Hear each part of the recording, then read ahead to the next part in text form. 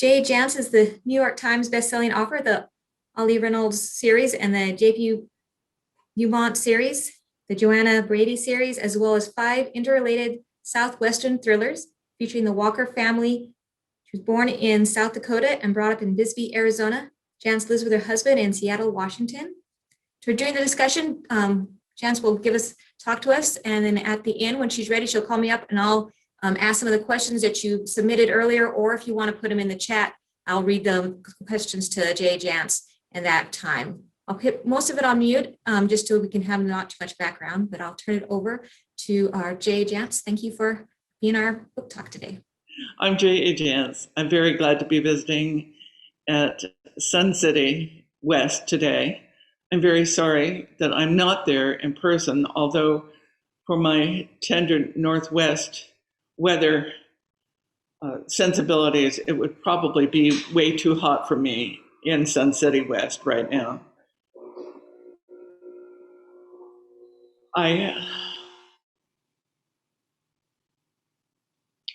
I've been to Sun City West many times. I've always been there in person prior to this, and I much prefer in-person events as opposed to virtual ones. But times have changed. And I write a weekly blog. It posts on every Friday on my website, which is jajance.com. And this week's blog is a comparison between a virtual book tour and a real life book tour. And in a real life book tour, I would have to pack luggage to last for 3 weeks of clothing and electronics and makeup and whatever else you need to drag along on the road. I would be shuttling in and out, back and forth through airports and hotels. I would be staying in a different hotel almost every night. On a book tour, getting to stay in the same hotel 2 nights in a row is a vacation, because then you have a chance to have laundry done. Eating meals at odd times of day, either before events or between events or after events, and hopping from one time zone to another in a fashion that your body never adjusts. So if your body is set permanently on Pacific time and you're suddenly on Eastern time having to catch an early morning flight on the East Coast, if you have a 7 a.m. flight, you have to be at the airport at 5. You have to leave the hotel at 3. You have to get up at 2. And so there's a lot of wear and tear on authors doing book tours. And this is a lot less wear and tear than being out in the world. So I'm happy to be here today. I'm happy to have a chance to tell you a little about me and a little about unfinished business. Tracy, there's somebody saying that they were waiting to be admitted to the waiting room. Do I admit them or do you? The little signs keep popping up and I don't know what to do about them, and they made me forget what I'm trying to say.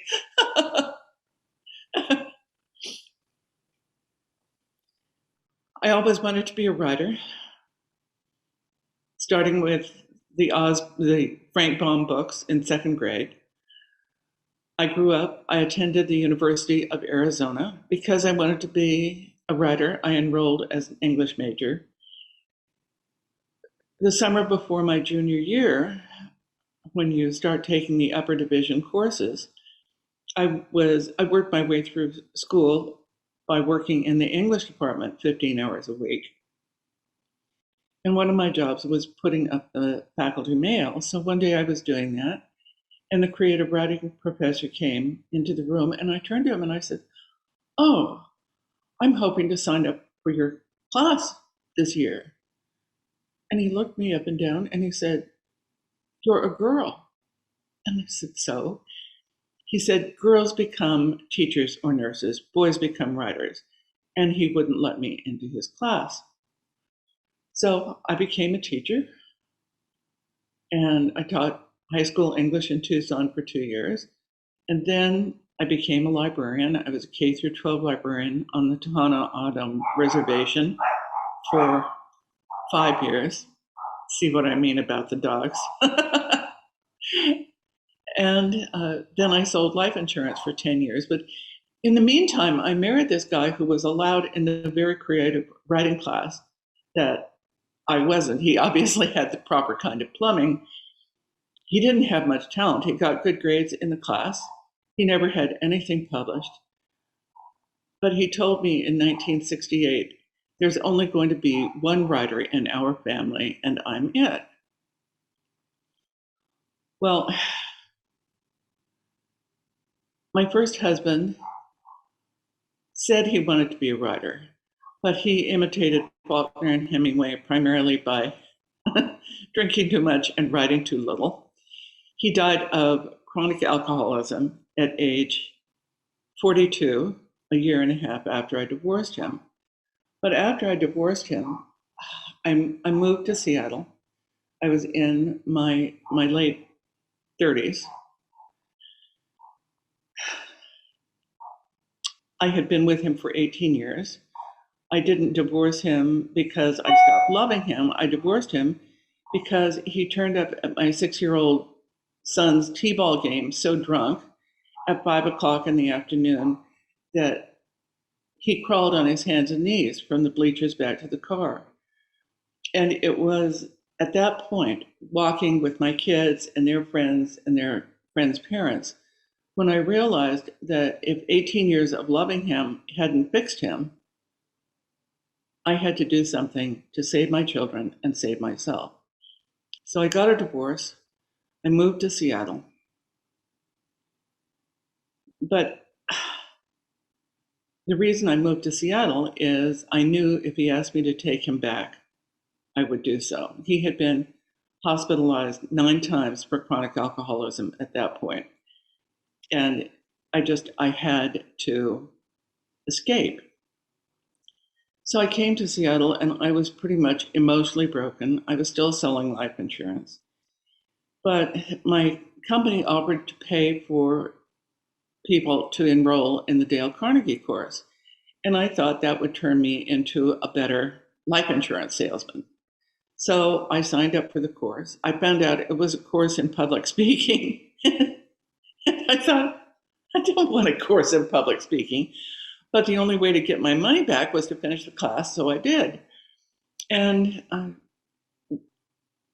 in Dale Carnegie, all the members of the various classes are required to give talks on various topics. And one of them was on something that changed your life. And as I was trying to remember what happened to me, I remembered the summer of 1970 when my first husband and I crossed paths with a serial killer.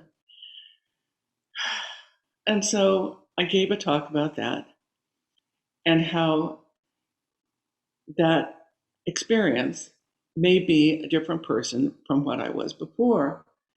And somebody in the class came up to me during the coffee break and said, well, someone should write a book about that. I thought, I'm divorced. What have I got to lose? And so I thought about it all day. That was Thursday night. I thought about it all day Saturday, all day Sunday, into the wee hours of Sunday morning. And finally I thought, nobody wants to read a book where you have this life-changing experience and 10 years later you get a divorce. How about if I write a novel? And so Sunday afternoon after church, I sat down and began writing my first novel. It was called By Reason of Insanity. It was never published. For one thing, it was 1,400 pages long, which is the equivalent of 3 complete novels. And although it was never published, it was a really important thing to do, because in writing that unpublished book, I spent months doing on-the-job training. I learned how to do pacing and plotting and dialogue and scene setting, and all of those invaluable tools that you must have at your disposal in order to become a writer. I actually managed to get an agent. I was referred to an agent with that book. And I went to see her. I had the box. And she looked at me and she looked at the box and she said, "That's your first book?" And I said, "Yes." She said, "It's too long, cut it in half." So, okay. So I went home, I cut it in half, and I brought it back to her. And she tried to sell it. The editors who turned it down uniformly said the stuff that was fiction was fine, and the stuff that was real was unbelievable and would never happen, even though it had already happened. And so eventually my agent said, "Why don't you write something else? Why don't you write something that's totally fiction?" So I spent 6 months working on a murder mystery set in Seattle, where I was living. And I couldn't get it to move. I couldn't get it to gel. I couldn't get it to come together. So in the spring of 1983, I sent my kids to Camp Orcala for spring break. And I sent myself to Portland to spend a few days with a friend from my days in the insurance business. And I got on the train at the King Street station with a stack of blue line notebooks and a fistful of pens. And as the train pulled out of the King Street station, I thought, what would happen? What would happen if I wrote this book through the detective's point of view? So I got out a pen and I started to write, and the words I wrote were, "She might have been a cute kid once. That was hard to tell now. She was dead." Phew. And as soon as I wrote those words, I was in J.P. Beaumont's head. I was walking around the crime scene on Magnolia Bluff in his shoes. I was seeing what he saw. I was hearing what he heard. I was hearing what he said. But I also was hearing what was going on in his head. And from that moment on, J.P. Beaumont and I have been author and character. I finished writing. I thought I was writing a standalone book when I wrote Until Proven Guilty. And by the way, if you read Until Proven Guilty right now, you will see those are still the first words that start that book. She might have been a cute kid once. But they bought it as a series. And just this week, on Monday of this week, I finished writing the manuscript for J.P. Beaumont number 25. In fact, at 12, I've started the editing process, and I was sitting out on the patio editing away, and I looked at my watch, and it was already 12:37, and I still didn't have my makeup on. So I'm working on that book. It's called Nothing to Lose, and it's due out in 2022. So Bo and I are still together. But here's an interesting sidelight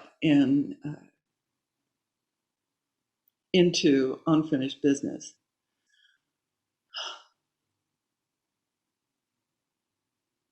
The Alley Reynolds books belong to Simon & Schuster. That's my one publisher. The Beaumonts and the Bradys and the Walkers all belong to HarperCollins. So it's sort of like the Capulets and the Montagues. They're the two houses they're not exactly chums. I write in series. So when I started writing Until Proven Guilty, J.P. Beaumont was a middle-aged homicide cop. And I always read murder mysteries. I loved John D. MacDonald's books. But the problem with Travis McGee is he never got any older. He never got any smarter. He'd go through hell with one pretty woman, and the next pretty woman would show up, and he would make the same stupid mistakes all over again. So with Beau, I decided that I would let him age. And actually, it turns out Beau and I are exactly the same age because I gave him my birthday so I'd be able to remember how old he is, as long as I can remember how old I am. So between when the first book came out in 1985, something that was written in the early 80s, by the way, those early Beaumont books are actually historical fiction now. You no longer need a cell phone, a payphone, and a quarter. You can just pull out your cell phone and use it. But he's aged since then. In second watch, he has his bilateral knee replacement. He's not a young gun anymore, and he's married to his third wife, Mel Soames. She is the police chief in Bellingham, so he's sort of hanging around the house. She insisted that he get a private investigator's license so he can do PI work if he wants to. But what he has done is volunteer as one of the forensics people on a cold case squad, a volunteer cold case squad called The Last Chance.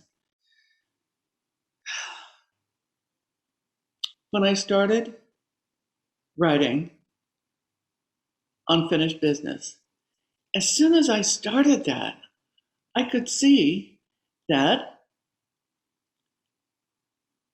one of the murders in that book was a cold case that had strands both in Arizona, where the Allie Reynolds books are set, and in Washington State, where JP is. And I thought, I have a perfectly good cold case investigator right here in Seattle. Why don't I use him?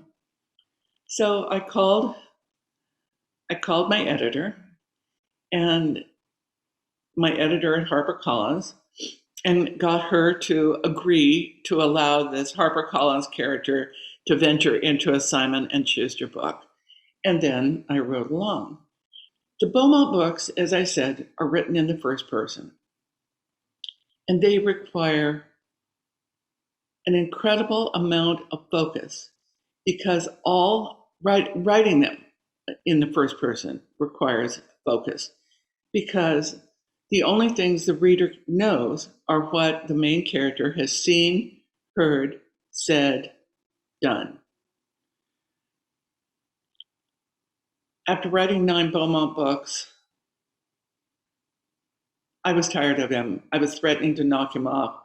And my editor said, "Oh, that first book you wrote, the big one that nobody ever bought?" I said, "Yes." He said, "Why don't you rework that one, and we'll turn it into your first hardback?" Well, I didn't write the same book because the real killer from 1970 was then and is now still in prison in Florence, Arizona. And because my husband provided some of the details, the telling details that allowed the authorities to catch the guy, I didn't want to write a book that would attract his attention to me. So instead, I wrote a completely fictional book. It's called Hour of the Hunter. It's the first Walker family book. you'll be pleased to know that the crazed killer in that book turns out to be a former professor of creative writing from the University of Arizona. That was my first real venture into writerly revenge. And by George, I enjoyed every moment of it. Andrew Philip Carlyle is a really, really bad guy.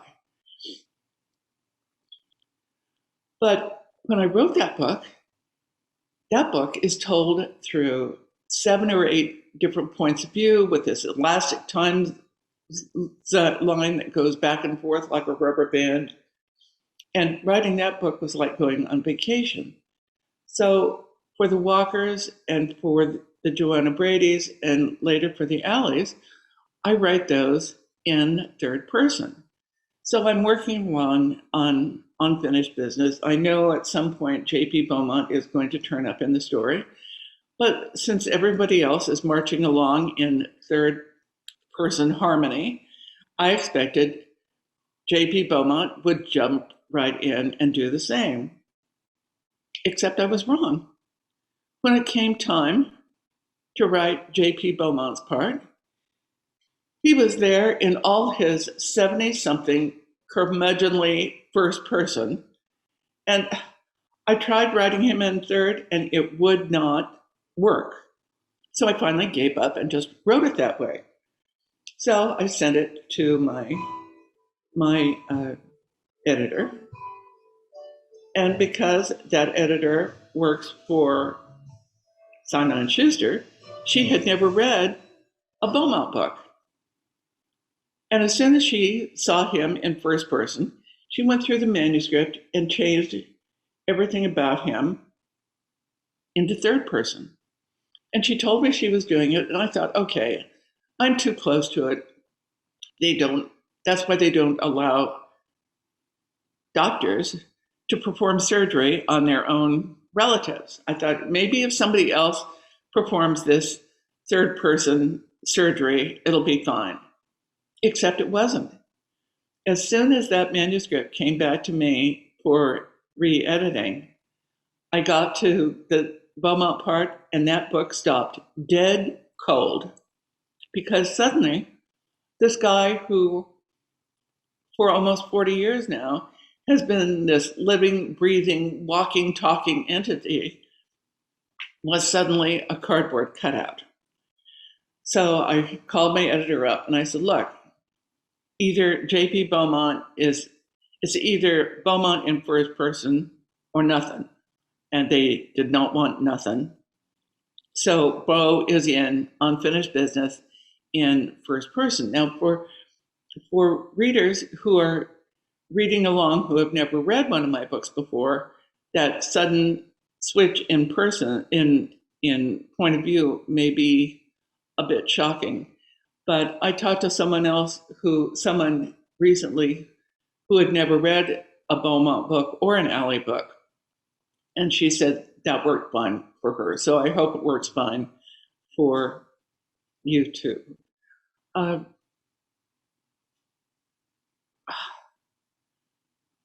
This week I received an email it actually wasn't an email, it was a letter. And the woman said,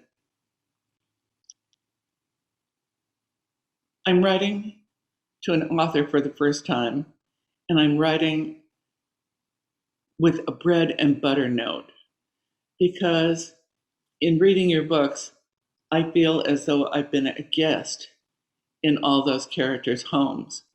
And I want to hug Joanna. I want to shake hands with J.P. Beaumont. And I just want to live with Mel and Leland Brooks. And I was so complimented by that note from her, because what that said to me is she regards my characters as living, breathing people. They're not superheroes. When something happens to them, the things that happen to them stay with them. They don't get over them. And I am so tired of all the scripted TV dramas where someone comes racing out of the building that's exploding behind them, and they can immediately walk, talk, and hear again. Human bodies in real life are more affected by things like that happen. So I really appreciated the fact that she viewed my characters as people instead of just paper cutouts. Unfinished Business is actually my 60th book. My first book was published in 1985. There are, well, when Nothing to Lose comes out, that will be Beaumont number 25. There are 16 Alleys, 17 Joanna Brady's, 6 Beaumonts. But there are some books that have 2 sets of characters in them, and I count those in both lines. So I've been writing books for a long time, and here's the thing about it. I still really love it. There has to be some point in a book that makes me laugh out loud. In Unfinished Business, the laugh out loud point for me when I was writing it was after this harrowing rescue of someone up near Sedona.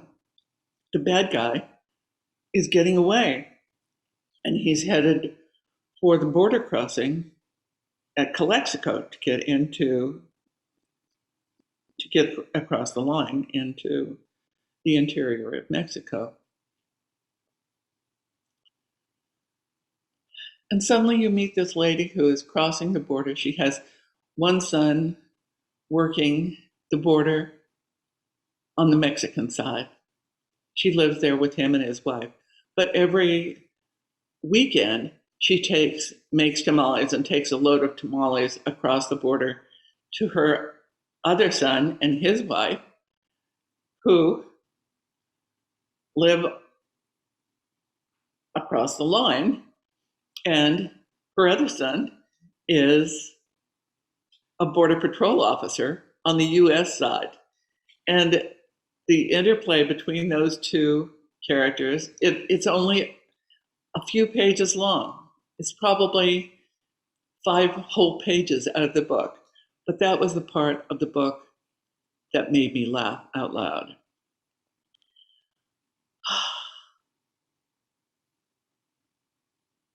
I think people read mysteries to exercise their emotions. And if in the process of writing a book, I don't laugh, if something doesn't bring a tear to my eye at some point in the book, if there isn't a moment in the book where I have goosebumps up and down my legs, then I don't feel I'm doing my job. In this past year, when we've all been stuck at home, I've been really appreciative of the people who have written to me saying that they've either read my books for the first time or they've read through my books for the 5th time. I'm always so complimented when someone tells me that they think my books are worthy of rereading. I view that as the highest praise. But here's the thing. Storytelling has been part of human society since Neanderthal times, since we gathered around fires and to huddle from the cold outside and to cook our food over open fires. And on the reservation, the stories, the toy stories, are winter telling tales. They're only supposed to be told between the middle of November and the middle of March.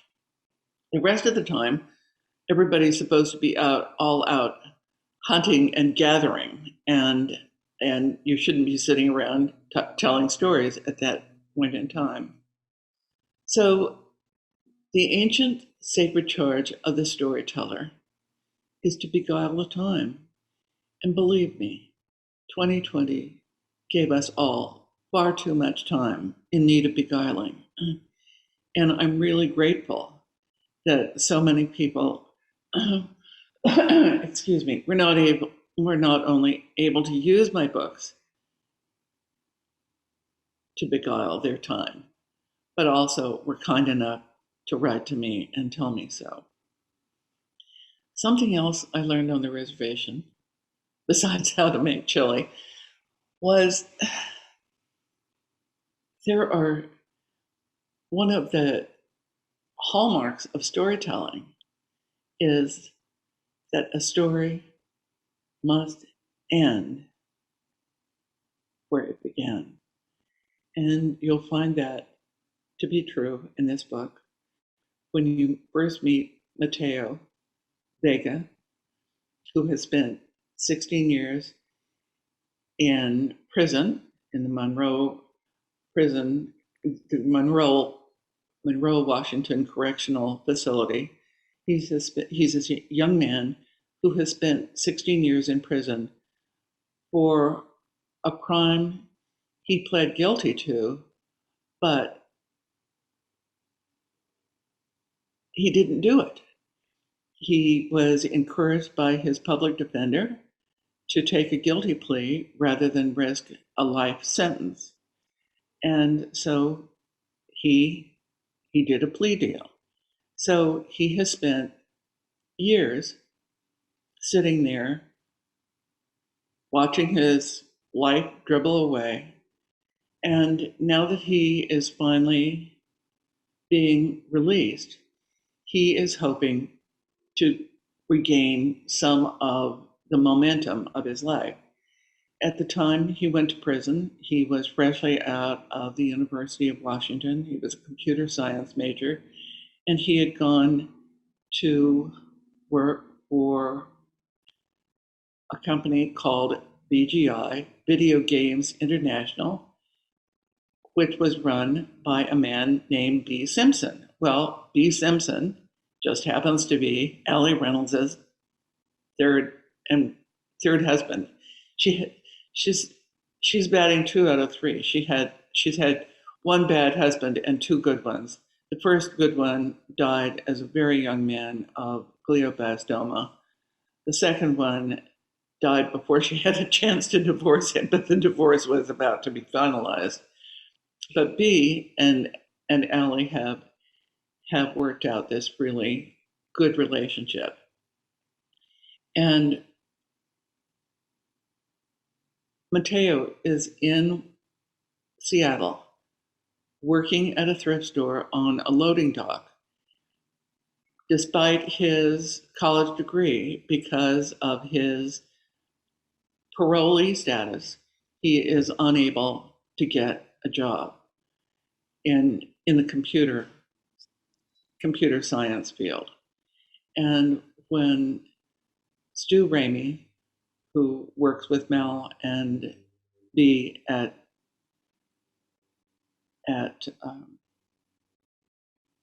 High Noon Enterprises, that word went away for a moment, sorry. Mel is the one who hears his story and thinks, maybe he really didn't do it. And she's the one who brings J.P. Beaumont into the picture. So there are stray strings of this story. There are actually 3 stories going on at once. And people are always wondering if I outline my books. Well, no, I don't outline my books. How do you go about outlining a book that has 3 different strands of stories and they all need to come to an end at the same time, but not in any particular order? I can't outline. I don't outline. I encountered outlining for the first time in Mrs. Watkins' sixth grade geography class in Bisbee, Arizona at Greenway School. I hated outlining then, and nothing that has happened to me in the intervening decades has changed my mind about outlining. So not only do I not outline my books, I certainly don't outline my series either. I just finished writing a Beaumont book. My next task assignment will be to write an Ellie Reynolds book. And I have no idea what that book is going to be about, not the biggest concept. But one way or another, I'll figure it out, because after I finished writing Unfinished Business, I figured out how to write the next Beaumont book, which was Nothing to Lose. And I was at the 80% mark of Nothing to Lose before I figured out how it was going to end.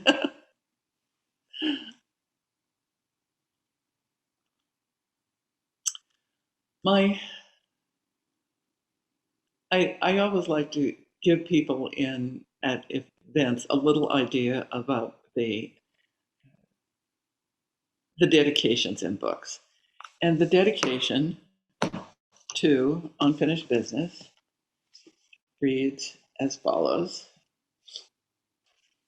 for CSJ and Michael S. Bowl on.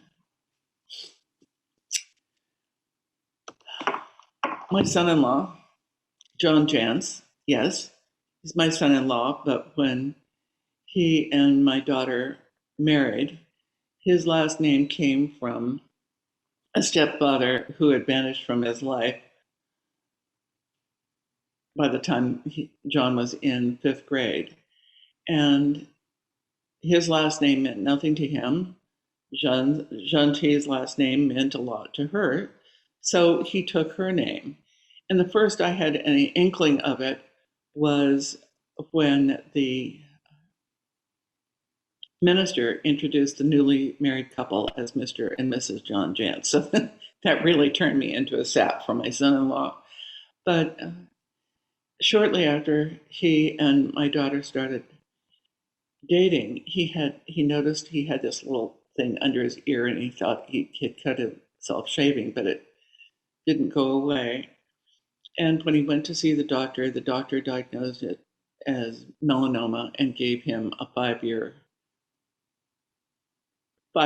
at the most, because at that point he was already third stage, and he became fourth stage shortly thereafter. He tried to break up with Jante, and she said no. So they got engaged, they got married. It was a very happy wedding, but the rehearsal and rehearsal dinner were delayed by a whole hour because of a massive traffic jam in downtown Seattle. There was a foiled bank robbery at the north end of Seattle, and the police chief ended in downtown Seattle 2 blocks from our hotel, and there was a massive traffic jam. And my mother, Evie, sat up in her hotel room and watched as the cops shot the guy in the butt and then loaded him into a cop car to drive him away. But other than that, it was a very happy wedding. But they were told, John and Janti were told early on, that because the chemo, they would probably never have kids. So they had golden retrievers. And then before John's 36th birthday, he said, people have been telling me for the last almost 10 years that I'm going to die any minute. And before I die, I want to go to Vegas and drive one of those race cars. So they went to Vegas. They took a bunch of their 20-something friends, and they all went to Vegas. Had a great time. A few weeks after they got home, Jeanne became deathly sick, and she thought it was food poisoning, but it was actually the beginning of morning sickness. And so Colt was born in November of 2005, and we lost John in August of 2006. So he was only 11 months old when we lost his daddy. 9 months old when we lost his daddy.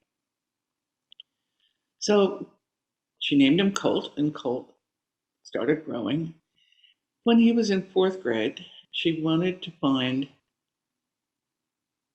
because he's fair-skinned, red-haired like his father, she wanted to find a sport for him that didn't involve sunscreen. So she signed him up for bowling. And that kid took to bowling like a duck to water. His grandpa, my husband Bill, told him that when he broke 100, Bill would buy him a bowling ball. And so his first personal bowling ball was that Seahawks NFL championship commemorative bowling ball. But he's been bowling ever since. And it turns out he's really good at it. He's 15 now. He'll be 16 in November. And at a pro-am tournament here in a regional pro-am a few weeks ago, he bowled a 278, a 242, and a 279. So he's a bowling kid, but during the pandemic, his school was shut down, his church youth group was shut down, bowling was shut down, and the only place in the state of Washington where you could bowl was at a casino up the road. So he has a bowling friend, Michael, who is 7 years older than Colt is. But Michael would pick Colt up when his virtual school got over, and he'd go take him up to the casino so Colt could keep on bowling. So that's who Colt, Stephen, Jance, and Michael are the boys in the dedication page. But when Colt started bowling, I knew nothing about it, and I couldn't keep score. I took him to a tournament, and he was just a beginning bowler, and with a huge handicap, the first tournament he actually hit a 289, but there was a lot of handicap in that score.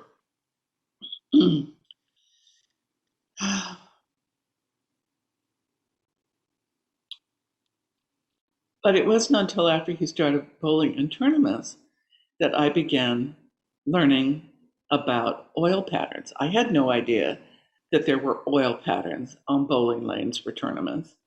And I had no idea that each of those bowling patterns has a brand name.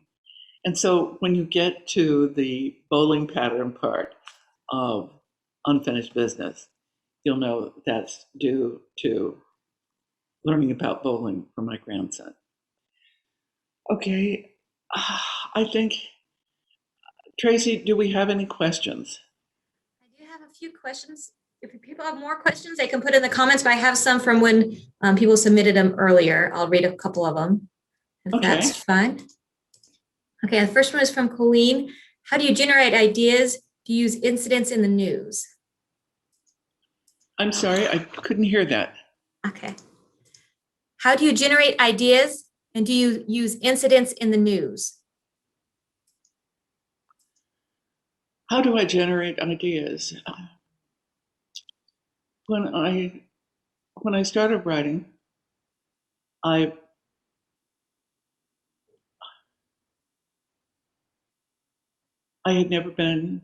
was writing about a male homicide cop. I had never been one of those. I had never been an attorney. I had never been involved in police work. And so in order to write in a semi-believable fashion, I had to do a lot of research. And so I asked questions. I became friends with the guy, Gary Flynn, who was the public information officer here in Seattle for a long time. And he referred me to people in the gang unit and people in the crime lab. And that was really helpful.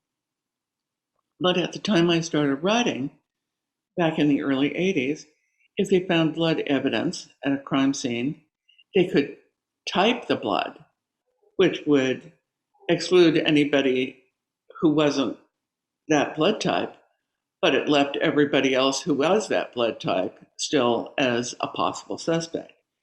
If they found fingerprints at a scene,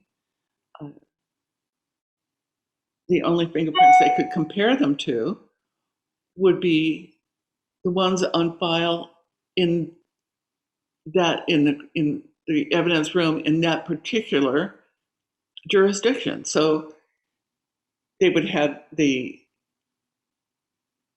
fingerprint cards for Seattle criminals, but they wouldn't have fingerprint cards for anybody on this side of Lake Washington. So there was no DNA. There was no automated fingerprint identification system. And things have changed so much in terms of forensics since then. So I have kept up with forensics primarily by using true crime TV shows, 48 Hours, the programs on ID Discovery, the programs on the cold case files on HLN. And those are how I have learned about forensics.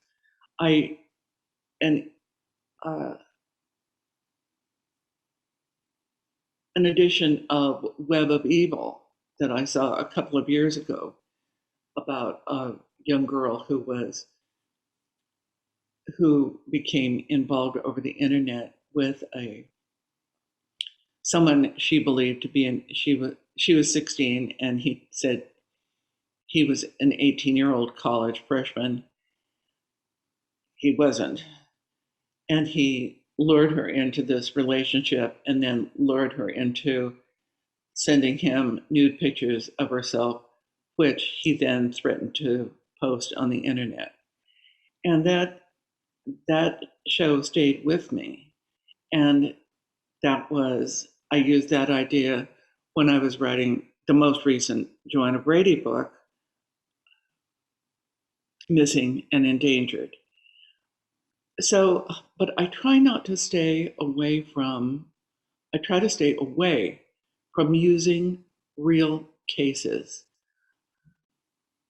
The real case on the reservation in 1970 was a man who shot people off moving vehicles at 20 minutes after 2 on the 22nd day of the month. He shot a 16-year-old girl off a bicycle, a 40-something-year-old man off a bulldozer, and a 28-year-old woman out of her vehicle. She was driving to Rocky Point for the weekend with her 4-year-old son and 2-year-old daughter. He shot her, he forced her off the highway at gunpoint, shot her, raped her, and left her to die. And half an hour later, he gave my husband a ride home to our house. And that was the beginning of that incident I mentioned earlier in 1970. My husband was able to give the detective details of items in the car, that details about the car, things that the detective was able to use to identify the killer. And that happened on the 22nd of May. And they picked him up on the 20th of July. The detective was worried because the incidents were getting closer together. And we lived in the middle of nowhere. We were 2 miles off the highway, 30 miles from town in either direction, 7 miles to the nearest telephone or neighbor. And when on the 20th of July, Jack Lyons, the detective, took my husband to San Manuel. My husband identified the guy as he came off work, and rode in the car with him from San Manuel back to Tucson. And on that ride, the guy admitted to having been to our house on 3 separate occasions in the intervening 60 days, and we had been scheduled to be July 22nd. So that was the story I told in the book that was never published, By Reason of Insanity. By the time I was asked to rework that book, I took what I learned in the process of standing on the sidelines during that investigation and used that to create a totally different story.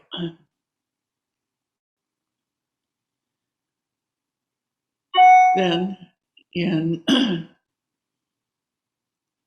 April of 2001, I was doing an event in Payson in northern Arizona. And it was a library event. The room was full, but there was this one woman who stood at the back of the room with her arms crossed. She never smiled. She was there by herself. She didn't have anyone with her. She never laughed at any of the jokes. She never nodded as though she was recognizing something that I might, as though she connected something I said with something in one of the books. And as an author who's been doing book signings for years, I've learned a certain amount of situational awareness. And usually every book signing event is good for at least one complete nutcase. And like the guy, I was doing a signing here in Seattle, and a guy came rushing up to the table. He said, "Are you the woman who writes the murder mysteries?" I said, "Yes." He said, "I've just been acquitted of murdering 7 people. Do you want to write my book?" "No, thank you. I do not want to write your book. Please go away." So I kind of keep my eye out for whoever might be the problem in any signing. And I figured she was it. Sure enough, she waited until she was the very last person in line. She walked up to the table and she said,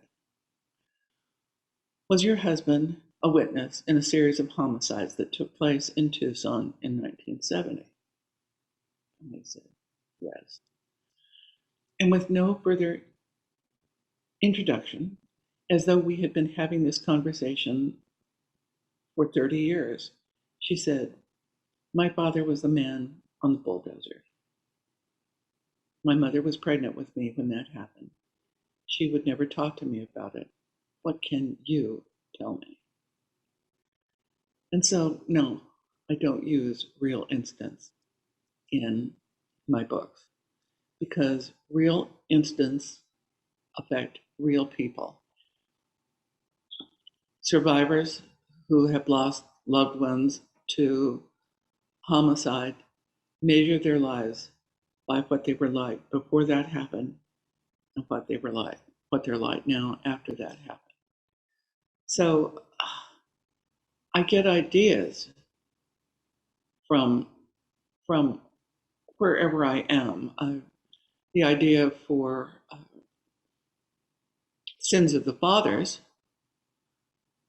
came when our personal trainer who comes to train with us 3 days a week, we were down in Arizona. We came back from Arizona and he showed up on our doorstep for our training session with a baby in a baby carrier, a 3-month-old infant, and he was a 70-something man, divorced, living alone, and this little girl was his granddaughter who had been abandoned at the hospital by his drug-addicted daughter. And Dan took that baby and raised her for 9 months before moving her into the family where she is ultimately going to be adopted sometime in the next few weeks, we hope. But that was the idea for Sins of the Fathers, hearing the story of that little girl. But I gather stories like squirrels gather nuts. I take them, I put them in my head, and eventually they come out. My husband maintains that there's a whirring blender in my head. And the things go in there, and then when they come out through my fingertips in keyboards, they're changed to something else. A long time ago, here's an example of that. A long time ago, my sister and her husband had this little ranchette down by Bisbee Junction outside of Bisbee. And they had a horse named Shirley and a pig named Oscar and an Australian named Smokey, an Australian shepherd named Smokey Joe, and a paint horse named Warpaint. Well, Warpaint was the brains of the outfit, and he knew that if it rained, the electric fence would go down and he'd let everybody out. So my sister could use Smokey Joe to help round up Oscar and Shirley. But if Warpaint was out in the pasture, you were in big trouble, because if you walked up to him with nothing in your hand, you were fine. If you walked up to him with a bridle or a rope, he would stay just out of reach. So one day it rained. My sister came home from work. Smokey helped her get Oscar and Shirley back where they belong. But then my sister went out to the pasture, and Warpaint was there, and she walked up to him with nothing in her hands. So she walked up and she was sort of cuddling under his neck and loving him. And while she was doing that, she reached up under her shirt, pulled off her bra, wrapped it around his neck, and led him home. Poor Warpaint. The world shifted on its axis, and he could never trust anyone again. Years later, decades later, I was writing Joanna Brady number 5, and she is pinned down by gunfire in Skeleton Canyon in southern Arizona, and she needs to create a diversion. What does she do? She whips off her bra and uses it as a slingshot. I can't tell you how that happened, but I know that there's a connection between my sister using her bra as a bridle and as a halter, and Joanna Brady using her bra as a slingshot. And those are very long answers to a simple question. Sorry. Thank you. Next one will come over. Pat wanted to know, do you have a favorite author? Do I have a favorite author? I read a lot of authors. I don't have one particular favorite right now.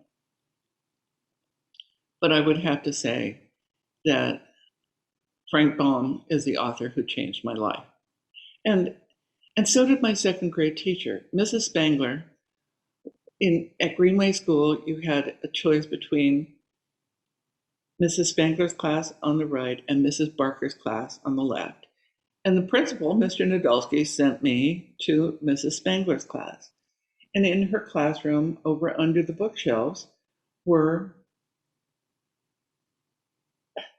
under the windows, there were shelves stacked with books. And if you finished your work early, you could leave your desk, get one of those books, and take it back to your desk to read. And that was where I encountered the Oz books by Frank Baum. One of the advantages of being my age now, which is approximately older than dirt, is you live long enough to let things come full circle. A couple of years ago, in the run-up to the Tucson Festival of Books, the local CBS affiliate sent a camera crew to our house in Tucson to interview me. And the cameraman turned out to be Lucy Spangler's grandson, the young man who had inherited all of his grandmother's books. And it was wonderful to be able to tell him what an impact having his grandmother as a teacher in second grade had on the entire arc of my lifetime.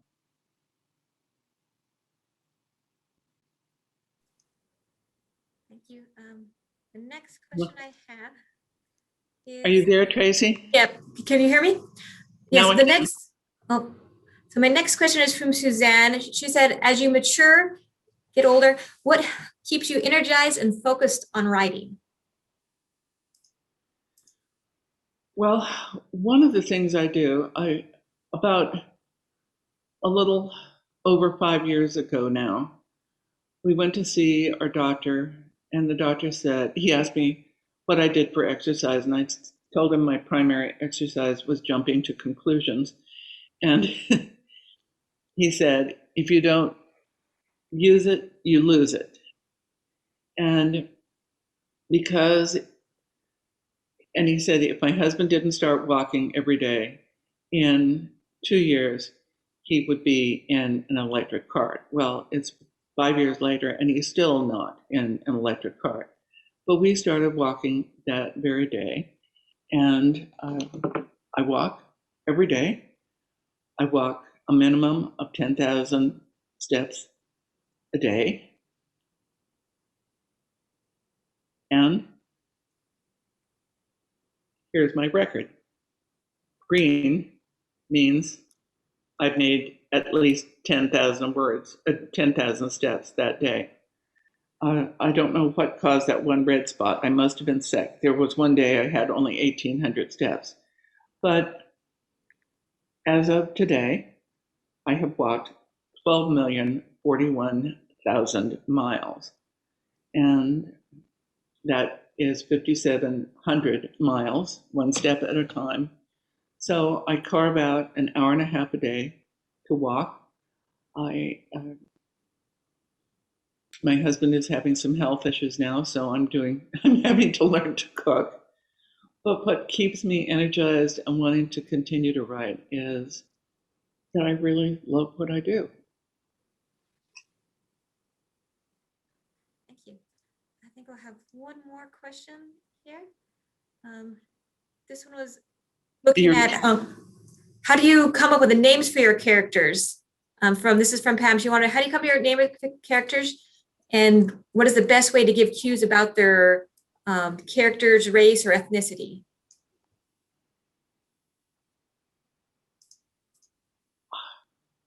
I'm not.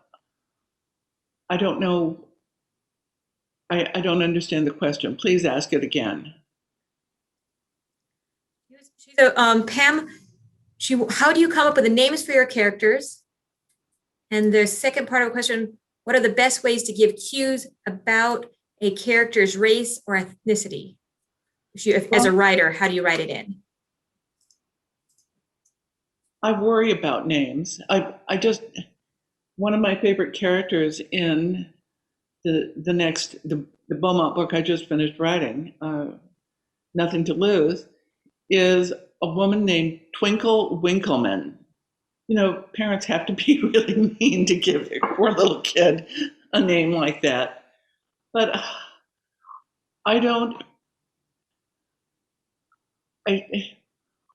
in the reservation books, one of the Tohono O'odham men in that book is a guy, and the guy who becomes the medicine man is a guy named Fat Crack.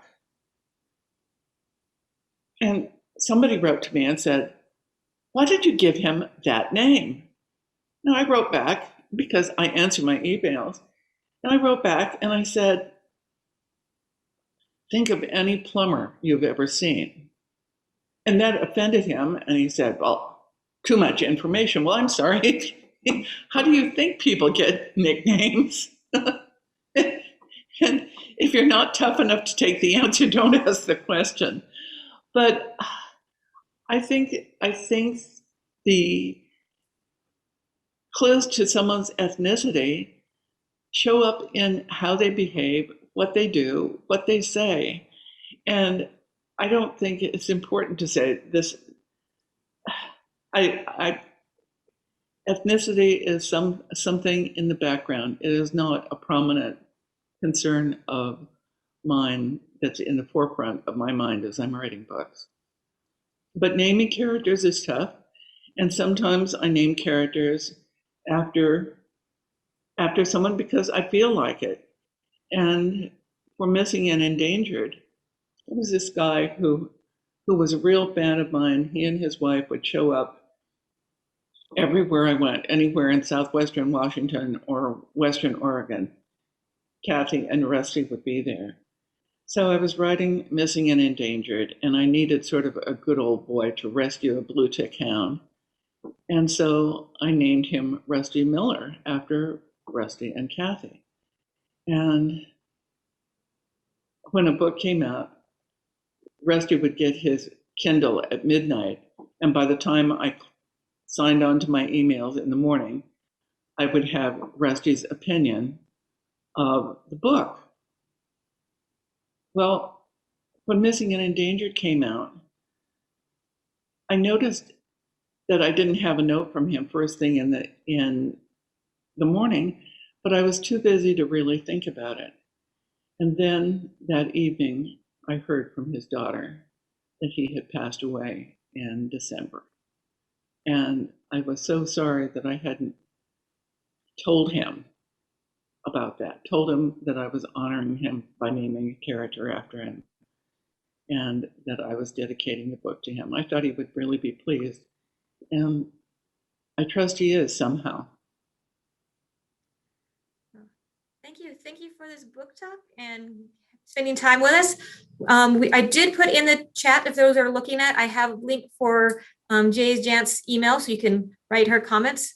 And I also put a link to Poison Pen if you wanted to get a signed copy of her book. We also have them in the library, but if you want a copy, you can always go to Poison Pen. And if you had a question that I didn't answer adequately in the course of this, please feel free to send me an email and ask it there. I answer my emails. My readers are my bread and butter business, and I respond to every email. There was some emails are sort of a little snarky, like the woman who said, I have just visited your website and seen your photo. Jesus, you're an ugly broad. I do hope that when you're out in public, you wear a bag over your head so you don't frighten people. And I trust before your next book tour, you'll visit a cosmetic surgeon and have some very necessary work done. Well, I did respond to her. I said, thank you for writing. Your input is appreciated. But I also used that email verbatim from some snarky person in the first Ali Reynolds book, Edge of Evil. So if you send me a snarky note, if you receive an email from me that says, thank you for writing, your input is appreciated, you know that you have sort of stepped in it big time. But I respond to emails because my readers are important to me. Okay. I know we didn't get to all the questions I had, but thank you. We really appreciate you coming. Looks like I can see some hands clapping for you in our audience, but I do appreciate, and thank you for everyone who's able to turn out, and have a great rest of your afternoon. Thank you so much. Now I'll go back to Beaumont and find out what he's really up to this time. Bye.